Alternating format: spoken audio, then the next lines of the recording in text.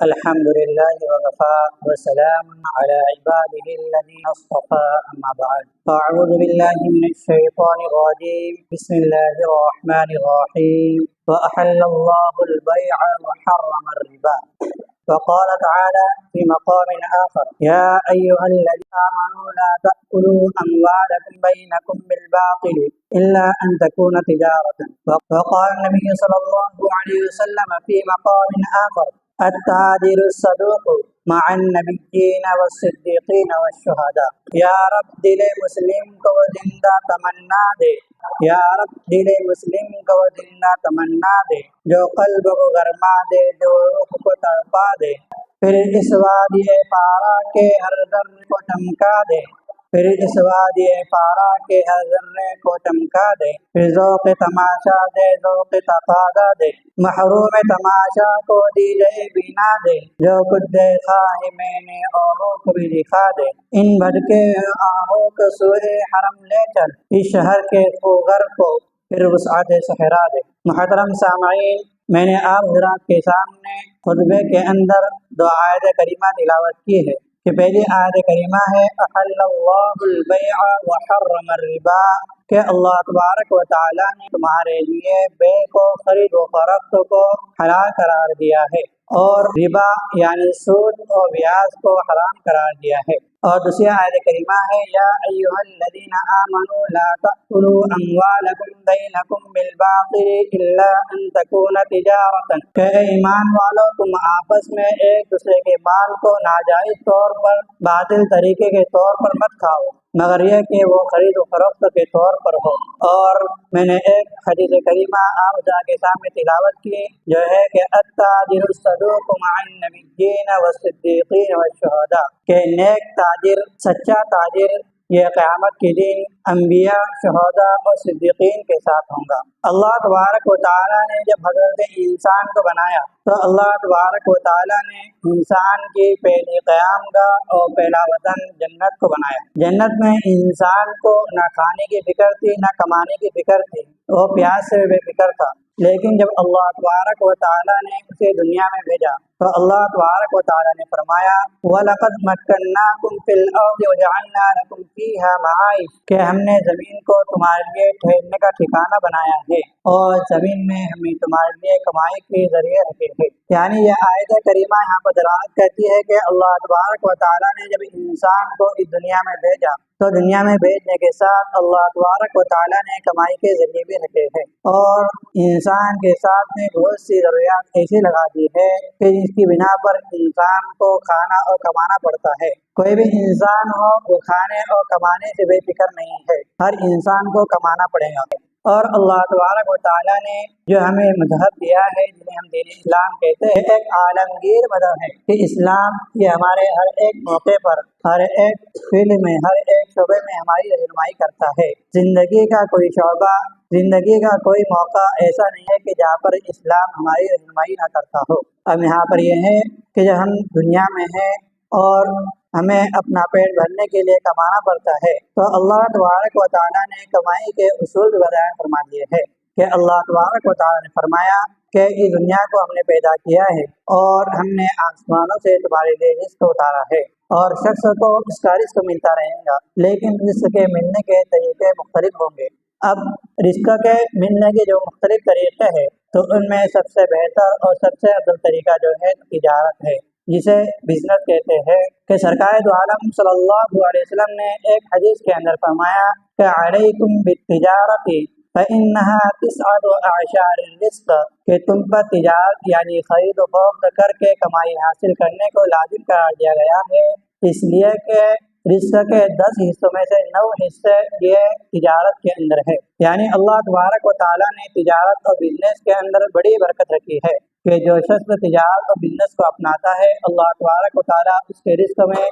برکت عطا فرماتے ہیں۔ لیکن ساتھ ہی آپ صلی اللہ علیہ وسلم نے فرما دیا کہ تجار یہ قیامت کے دن فساق اور فجار ہوں گے۔ اور دوسری حدیث کے اندر سرکار دو عالم صلی اللہ علیہ وسلم نے فرمایا کہ التاجر الصدوق مع النبیین والصدیقین والشہداء، کہ نیک تاجر قیامت کے دن نبی اور انبیاء علیہ السلام اور شہید اور صدیقین کے ساتھ میں ہوں گے۔ تو اب یہاں پر دو حدیث ہے، ایک حدیث کے اندر فرمایا کہ تاجر کا جو حشر ہوگا تو تجار کے ساتھ میں ہوگا، اور ایک حدیث میں فرمایا کہ تاجر نبیوں کے، شہیدوں کے اور صدیقین کے ساتھ میں ہوگا۔ تب ان دو حدیثوں میں کیا فرق ہے؟ تو ان دو حدیث میں فرق یہ ہے کہ جو تاجر سچا ہوگا اور امانت داری کے ساتھ اپنا بزنس کرے گا تو اللہ تبارک و تعالیٰ اس کا حشر انبیاء علیہ السلام کے ساتھ فرمائیں گے۔ لیکن جو تاجر اپنے کاروبار کو حلال طریقے سے نہ کرے، حرام طریقے سے کرے اور اس کے اندر جھوٹ بولے،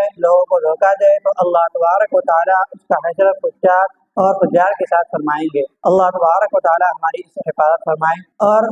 جو کمائی کے مختلف ذرائع ہیں ان میں احادیث میں اور قرآن و حدیث کے اندر تجارت کو بڑی اہمیت دی ہے کہ تجارت سرکار دو عالم صلی اللہ علیہ وسلم کی سنت ہے کہ آپ صلی اللہ علیہ وسلم نے اپنا ہوش سنبھالنے کے بعد جب چچا ابو طالب کی کفالت میں تھے اس وقت سے تجارت کے میدان میں، بزنس کے میدان میں قدم رکھ لیا، اور جس وقت آپ صلی اللہ علیہ وسلم کی عمر مبارک 25 سال کی ہوئی تو آپ صلی اللہ علیہ وسلم نے خدیجہ الکبریٰ رضی اللہ تعالی عنہما کا مال لے کر ملک شام کا سفر کیا اور وہاں پر تجارت کی اور انہیں دگنا نفع لا کر دیا۔ اور آپ صلی اللہ علیہ وسلم کی سچائی، امانت داری اور دیانت داری کو دیکھ کر حضرت خدیجہ الکبریٰ رضی اللہ عنہما نے آپ صلی اللہ علیہ وسلم سے شادی کی تھی۔ اور ایک مرتبہ آپ صلی اللہ علیہ وسلم کے پاس میں ایک صحابی آئے اور انہوں نے اپنی تنگ دستی اور تنگ دامانی کا سوال کیا کہ یا رسول اللہ گھر کے حالات برابر نہیں ہیں، آپ کے پاس اگر کچھ ہو تو اللہ کے نام پہ دیجیے۔ تو آپ صلی اللہ علیہ وسلم نے فرمایا کہ تیرے گھر میں کیا ہے؟ تو انہوں نے کہا کہ ایک بڑا کمبل ہے۔ تو آپ صلی اللہ علیہ وسلم نے فرمایا کہ اس کمبل کو لے کر آؤ۔ جب کمبل کو لایا گیا تو آپ صلی اللہ علیہ وسلم نے اس کمبل کے 2 ٹکڑے کیے اور فرمایا کہ ایک کمبل اپنے گھر والوں کے لیے اپنے گھر پر رکھو، اور دوسرا ٹکڑا آپ صلی اللہ علیہ وسلم نے اس کی بوری لگائی کہ آپ صلی اللہ علیہ وسلم نے فرمایا کہ من یشتری منی، کہ کون ہے جو اس کو مجھ سے خریدے؟ تو ایک صحابی نے کہا کہ بدرہم، کہ میں اس کو 1 درہم میں خریدتا ہوں۔ آپ صلی اللہ علیہ وسلم نے فرمایا کہ لا۔ پھر دوسرے صحابی نے کہا کہ میں اسے 2 درہم میں خریدتا ہوں۔ تو آپ صلی اللہ علیہ وسلم نے اس کمبل کو 2 درہم میں بیچا، اور اس کے بعد وہ 2 درہم اس صحابی کو دیے اور انہوں نے کہا کہ بازار جاؤ اور کلہاڑی خرید کر لاؤ۔ تو صحابی بازار گئے اور کلہاڑی خرید کر لائے۔ تو آپ صلی اللہ علیہ وسلم نے اپنے دست مبارک سے اس کے اندر دستہ یعنی لکڑی کا ٹکڑا لگایا اور اسے کہا کہ تم جنگل چلے جاؤ اور 1 ہفتے تک مجھے منہ نہ دکھانا، یعنی جنگل جا کر وہاں سے لکڑیاں کاٹو اور بازار میں لا کے فروخت کرو، پھر 1 ہفتے کے بعد میرے پاس آنا۔ تو صحابہ رضوان اللہ تعالی علیہم اجمعین آپ کی خدمت سے روانہ ہوئے اور جنگل جا کر لکڑیاں کاٹ کر بیچنے لگے، اور پھر کچھ ہفتوں کے بعد آپ صلی اللہ علیہ وسلم کے پاس آئے اور خوش ہوئے اور آپ کی خدمت میں چند دراہم اور دینار پیش کیے۔ تو آپ صلی اللہ علیہ وسلم نے فرمایا کہ ان میں سے آدھے اپنے گھر والوں کے خرچ کے لیے رکھو اور باقی سے اپنا بزنس، اپنا کاروبار جاری رکھو۔ پھر آپ صلی اللہ علیہ وسلم نے فرمایا یہ تیرے لیے بہتر ہے کہ تو اپنے ہاتھ کی کمائی کھائے، اس سے بہتر ہے کہ تو قیامت کے دن سوال کا نقطہ لے کر آئے۔ یعنی حدیث کے اندر یہاں تک وعید ہے کہ جو شخص کمانے کی حالت ہو، کما سکتا ہو، لیکن وہ لوگوں سے سوال کرے، مانگے، تو قیامت کے دن وہ اس حال میں آئے گا کہ اس کا چہرہ پورا سیاہ ہوگا۔ اور دوسری حدیث کے اندر یہاں تک وعید ہے کہ اس کے چہرے سے پورا گوشت اتر گیا ہوگا، یعنی اس کا صرف ہڈیوں کا ڈھانچہ دکھے گا۔ تو یہ ایک سوال نہ کمانے والوں پر آپ صلی اللہ علیہ وسلم کی ایک وعید ہے۔ پھر آپ صلی اللہ علیہ وسلم نے ایک حدیث کے اندر فرمایا کہ ما رجل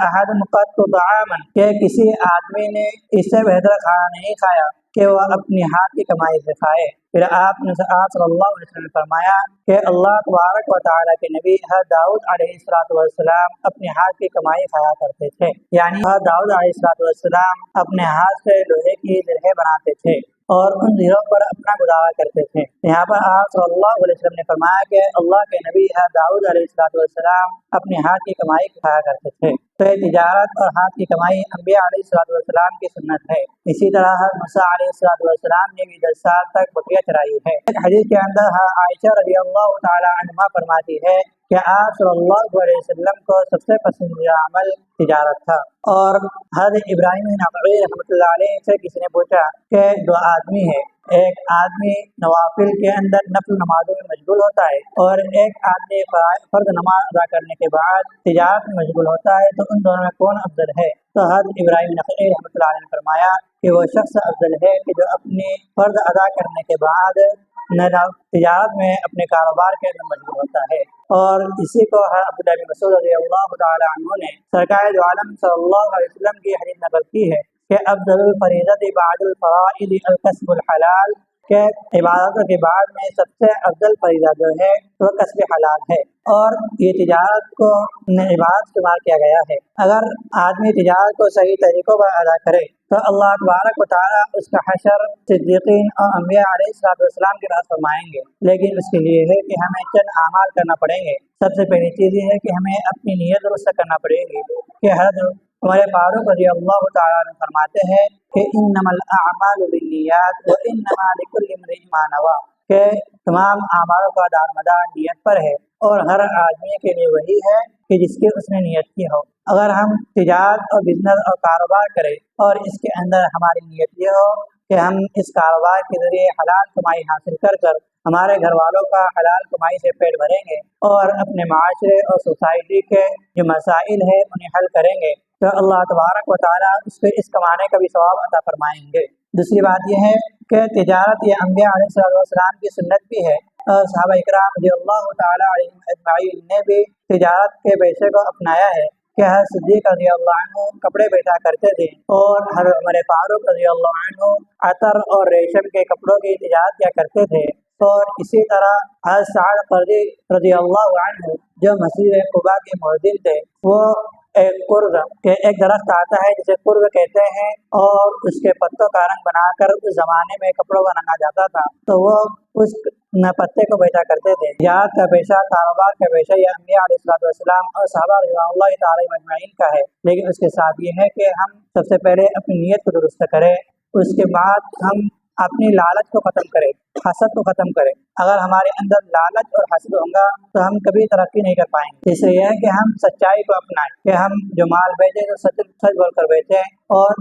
سچائی کے ساتھ ہم مال کو فروخت کریں، اور اس کے بعد یہ ہے کہ ہم دھوکہ نہ دیں۔ کہ سرکار دو عالم صلی اللہ علیہ وسلم ایک مرتبہ مدینہ کے بازار میں گئے اور اناج کا ڈھیر لگا ہوا تھا، تو آپ صلی اللہ علیہ وسلم نے اس ڈھیر کے اندر ہاتھ ڈالا تو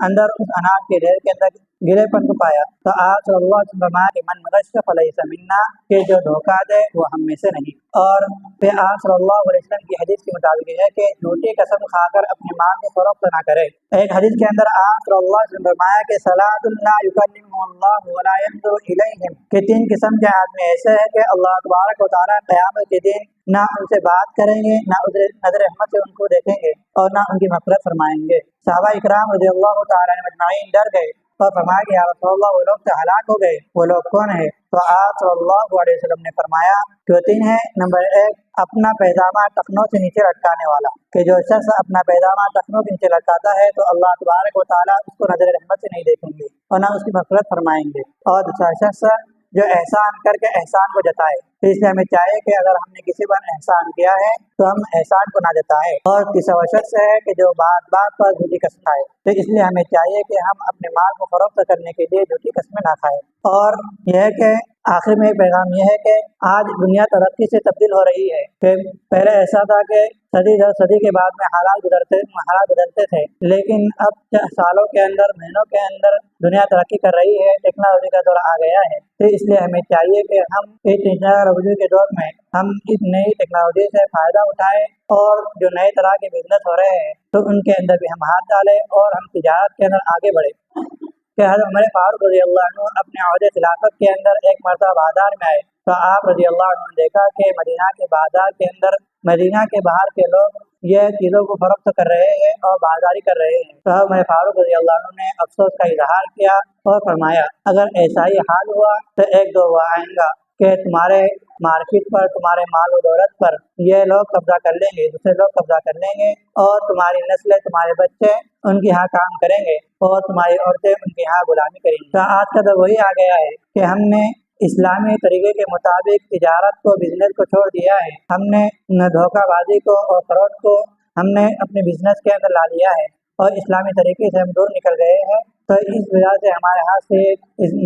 بزنس اور کاروبار نکل گئے ہیں۔ حالانکہ ہمیں اسلامی طریقے کے اوپر اگر ہم بزنس کریں گے تو ہمارا بزنس کرنا، کاروبار کرنا یہ غیروں کے لیے ایک دعوت بن جائے گا کہ دنیا کے اندر جو ملک ہے انڈونیشیا، ملائیشیا اور فلپائن، یہ جو ملک ہے تو اس ملکوں پر نہ کوئی فوج بھیجی گئی تھی اور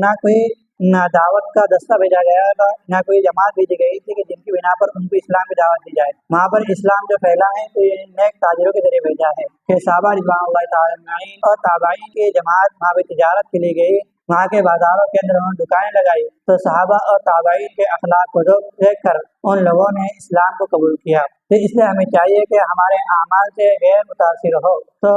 لیکن ہم اپنے اخلاق کے اندر ہمارے کردار میں اس میں گر چکے ہیں کہ اگر ہم کو کسی کوئی چیز خریدنا ہوتی ہے تو ہمارا مسلمان بھائی کی دکان سے نہیں خریدتا بلکہ غیر کی دکان سے خریدتا ہے۔ وہ کہتا ہے کہ وہ مسلمان کا ویوہار صحیح نہیں ہے اور وہ سچ بول کر نہیں فروخت کرتا بلکہ وہ جھوٹ بول کر فروخت کرتا ہے یا کم چیز کو بڑے داموں کے اندر زیادہ داموں میں فروخت کرتا ہے۔ تو اس لیے ہمیں چاہیے کہ ہم سچائی کو اپناتے ہوئے، اسلامی اصول کو اپناتے ہوئے تجارت کو فروغ دیں اور تجارت کے طریقوں کو ساتھ ملیں، اور ساتھ میں یہ ہے کہ جو ہم تجارت اور کاروبار کے ساتھ لے رہے ہیں تو اسلامی طریقوں کو اور شریعت کے احکام کو مطابق ان کاموں کو لیں۔ کہ آج کے دور کے اندر جو نئے طریقے آ گئے ہیں جیسا کہ شیئر مارکیٹ ہے، نیٹ مارکیٹنگ ہے، سوشل میڈیا مارکیٹنگ ہے، تو ان طریقوں کے اندر ان طریقوں سے اسلام منع نہیں کرتا، لیکن یہ ہے کہ ہم کو اس کے اندر حلال اور حرام کی پہچان کرنی ہے اور ساتھ میں دیکھنا ہے کوئی بھی کام شروع کرنے سے پہلے ہے کہ ہم کو دیکھنا ہے کہ کام ہم کر سکتے ہیں یا نہیں اور اس کے اندر ہمارا رزق کتنا ہے اور یہ کام حلال ہے یا حرام ہے، ہم کو ان کو دیکھنا ہے۔ بہت سی نیٹ مارکیٹنگ ہے کہ جس کے اندر بڑے سے بڑے لوگ، دیندار لوگ اس کے اندر مبتلا ہو گئے ہیں کہ جیسے ایک کمپنی ہے جو ایلوویرا کا پروڈکٹ فروخت کرتی ہے، اس کے اندر نہ بڑے دیندار لوگ بلکہ یہاں تک کہ کچھ علماء اکرام بھی اس کے اندر شریک ہو گئے ہیں، حالانکہ اس کا کاروبار جو ہے تو یہ اسلام کے خلاف ہے۔ تو ہمیں ان نیٹ مارکیٹنگ سے اور ان طریقے سے بچنا ہے اور جو حلال طریقے ہیں ان کو اپنانا ہے۔ کہ سوشل میڈیا مارکیٹنگ کے بہت سے طریقے ایسے بھی ہیں جن کو ہم کو اپنانا ہے کہ آج دنیا ترقی کر رہی ہے تو ان ترقی کے دور کے اندر ہمیں ان کو ہاتھ دینا پڑے گا، اگر ہم پرانے طریقوں پر جائیں گے تو ہم پیچھے رہ جائیں گے۔ اور ساتھ یہ ہے کہ اسلام نے تعلیم اور تربیت کی بڑی اہمیت دی ہے اور آج تعلیم اور تربیت کی بھی بڑی اہمیت رہیں گی اور آئندہ دور کے اندر بھی دینی تعلیم ہو یا دنیاوی تعلیم دونوں کی بڑی اہمیت رہیں گی۔ اس طور پر کہ اگر دین کی تعلیم ہے تو ہماری زندگی کے اندر دین ہوگا اور دین کے مطابق ہم اپنے کاروبار کو صحیح کریں گے، اور اگر ہمارے اندر دنیاوی تعلیم ہوں گے تو ہم جدید دور کے نئے طریقے کو ہم اپنا سکیں گے، اور اگر ہم دنیاوی تعلیم سے دور رہیں گے تو ہم دنیا کے جو نئے طریقے ہیں ان سے دور ہو جائیں گے اور خستہ حالی اور پریشانی کے اندر ہم زندگی گزاریں گے